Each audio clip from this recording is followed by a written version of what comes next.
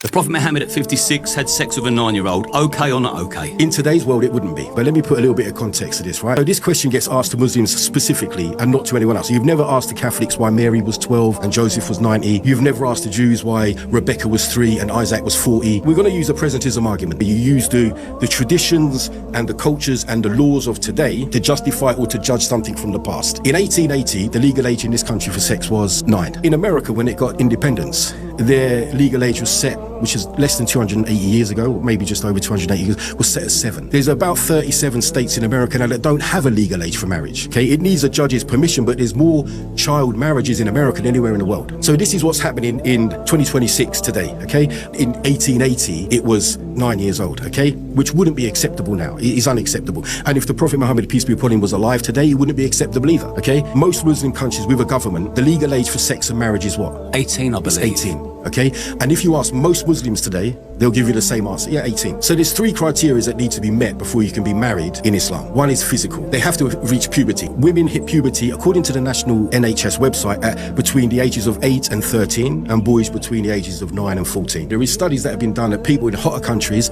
years ago, life expectancy was a lot shorter, so people was living to their 30s. Life was harder, so people had to grow up physically quicker and mentally quicker. Mentally, there's another criteria. There has to be mental maturity. He or she getting married has to have the mental maturity to know what they're doing. Where was she at the physical, mental status at 9? Physical, she would have been mature. Otherwise, why didn't he marry her at consecrated 6? Why did he wait till she was 9? The third condition is that there can be no harm given or taken. So we know that she lived for decades after the Prophet ﷺ, peace be upon him, died, and she never once complained. She never once said, I was too young, it was a trauma, I should have waited. She was always happy about the marriage, okay? So the physical was met, the mental was definitely met, and there was no harm done because there was never any trauma or complaint of trauma. And how many other young brides did he have? His first wife, Khadija, was more than just over 20 years older than him. So the point is, if we went back now with this head, back then, of course not. But you wouldn't be that person if you was born in those times.